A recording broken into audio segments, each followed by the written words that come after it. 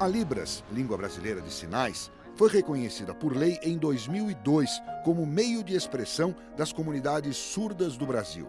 A partir de então, Libras tornou-se disciplina obrigatória nos cursos de formação de professores em pedagogia, fonoaudiologia e licenciaturas.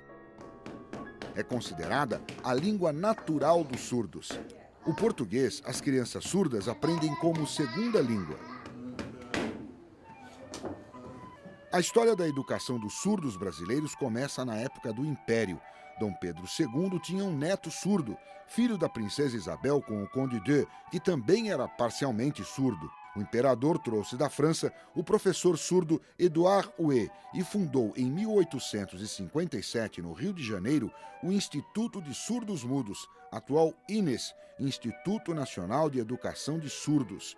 Os alunos estudavam através de sinais e da escrita em português. A comunicação entre os surdos passou por uma revolução no século XX com os estudos do linguista norte-americano William Stockwell. Ele percebeu que os sinais formavam estruturas linguísticas. A partir daí, as línguas de sinais começaram a ser sistematizadas com base nos sinais usados pelas comunidades surdas de cada país. Por causa do trabalho do professor Huet, a Libras teve grande influência da língua de sinais francesa. Na Libras, os sinais obedecem a uma gramática própria, com níveis linguísticos correspondentes aos das línguas orais auditivas. Em português, os fonemas, unidades mínimas de som, são representados graficamente pelas letras. Na língua brasileira de sinais, os fonemas equivalem aos quiremas, representados pela configuração das mãos. Mas os sinais só ganham sentidos quando a configuração das mãos é aliada a movimentos, direção, pontos de articulação e expressões faciais. A combinação desses elementos forma um número infinito de sinais, assim como a combinação de sons forma uma quantidade infinita de palavras nas línguas faladas. O ponto de articulação é o lugar onde o sinal é feito. Pode ser um espaço neutro na frente do corpo ou pontos do corpo tocados por uma ou pelas duas mãos. Os sinais que expressam os verbos trabalhar, brincar e consertar, por exemplo, são feitos no espaço. Já para os verbos imaginar, batizar e pensar, os surdos tocam a testa. Os sinais podem ter ou não movimento. A expressão em pé não tem movimento, diferente do sinal para evitar, que inclui movimento. Muito importantes são as expressões faciais, que correspondem à entonação das línguas orais.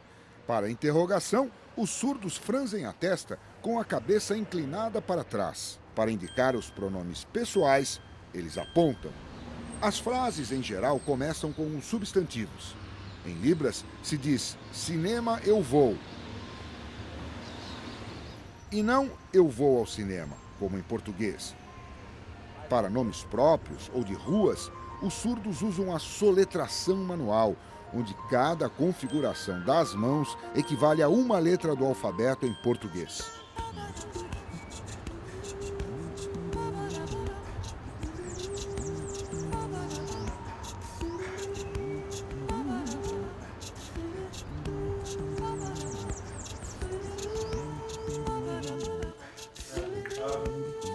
A lei de 2002, que reconhece Libras como língua brasileira, foi regulamentada em 2005.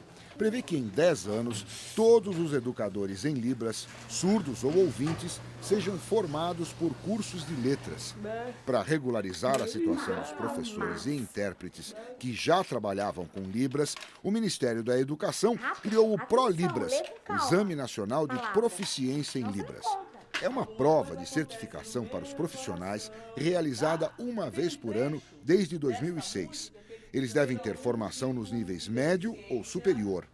Aprovados, tornam-se habilitados para lecionar ou interpretar Libras em faculdades ou no segundo ciclo do ensino fundamental, de acordo com a escolaridade de cada um.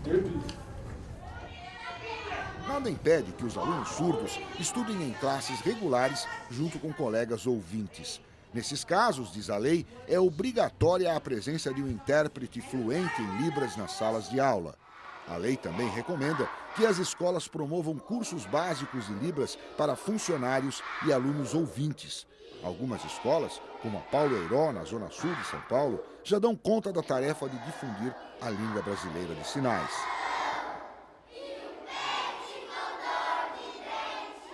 A primeira faculdade a oferecer licenciatura em letras libras foi criada em 2006, um ano depois da regulamentação da lei. O curso semipresencial, com duração de 4 anos, é uma parceria entre o MEC, a Universidade Federal de Santa Catarina e outras 17 instituições de ensino. São 15 polos espalhados por todo o país. As unidades paulistas funcionam na USP e na Unicamp. Em 2011, já eram 8 faculdades de letras em língua portuguesa e Libras, a maioria instalada em universidades federais brasileiras. Dos 8 cursos, 2 são à distância e 6 presenciais. No caso da licenciatura, depois de formados, os surdos terão prioridade para lecionar Libras no ensino básico ou superior.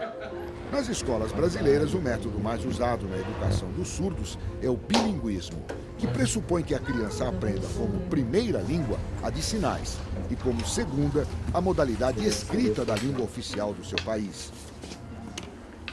Uma das grandes dificuldades dos alunos surdos é que não existe uma escrita formal da Libras. Para escrever, eles pensam em sinais e transferem os significados para a segunda língua, o português, que tem outra gramática, outra ordem na formação das frases. Já existem muitos pesquisadores trabalhando para desenvolver a escrita na língua brasileira de sinais. A maioria se baseia no sistema Sign Writing, criado nos anos 70 pela bailarina e coreógrafa norte-americana Valerie Sutton. A partir dos símbolos usados nos desenhos de coreografias, ela ajudou a criar símbolos visuais para representar a configuração de mãos, o movimento e outros elementos de qualquer língua de sinais do mundo.